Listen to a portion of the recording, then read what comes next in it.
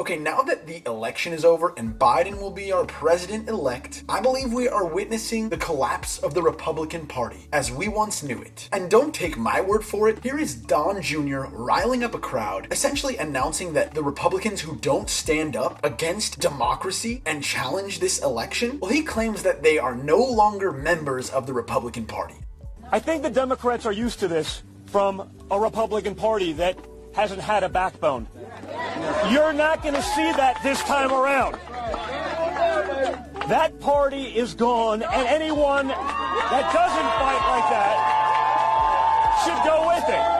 And why I know this isn't just the crowd he's speaking to is because Donald Trump received 70 million votes, more than any other candidate in American history, with the exception, of course, of President-elect Joe Biden. Now, this has been disturbing me, and I know it's been very hard for the rest of the country to swallow. While it was a big win removing Trump, well, what happens to all the people who voted for him? They don't go away. Yes, their leader is out of power, but they are still citizens of the United States, ones who rejected science, discredited Dr. Anthony Fauci because Donald Trump told them to. A man who has served for over 50 years for the CDC keeping our country safe. And had we just listened to his guidelines with masks and social distancing, this virus would have disappeared like it has around the world. I mean, just listen to the crowd at one of Trump's last rallies chanting to fire Dr. Fauci.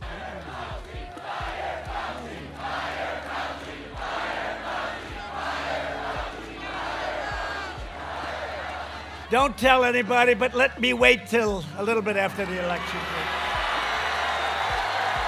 I mean, this is a pure and utter rejection of science and facts. And the fact that Republicans are against this, I just don't have an explanation for it. I mean, it's the same way I don't have an explanation for how Mitch McConnell won re-election. Because I'm sorry, in his debate with Amy McGrath, he laughs in her face when she questions him about why he won't sign off on a stimulus package to millions of starving, unemployed Americans who don't know where their next meal is coming from and have children to take care of. The House passed a bill in May, and the Senate went on vacation.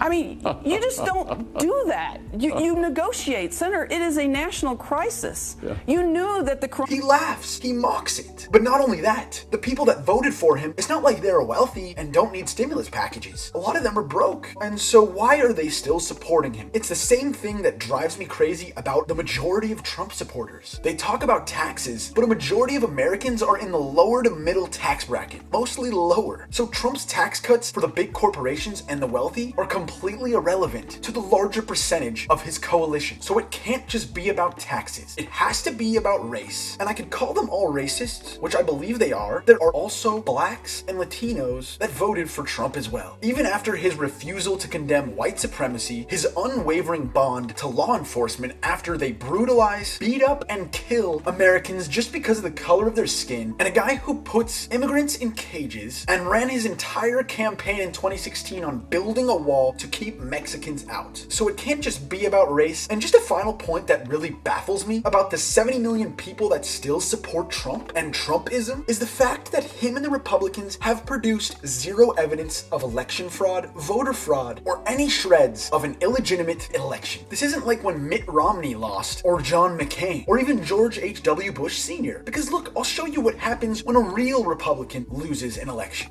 Here's the way we see it, and the country should see it, that the people have spoken, and we respect the majesty of the democratic system. I just called Governor Clinton over in Little Rock and offered my congratulations. He did run a strong campaign. I wish him well in the White House, and I want the country to know that our entire administration will work closely with his team to ensure the smooth transition of power. These people are spitting in the face of democracy, the very essence of what America was founded on. And a perfect example of this hypocrisy and demonstration of loyalty to this domestic terrorist that Donald Trump has become is the one and only Lindsey Graham, who pledged to donate $500,000 to Trump's legal efforts to challenge this election without any evidence. We're going to pick up House seats because of the campaign that President Trump won.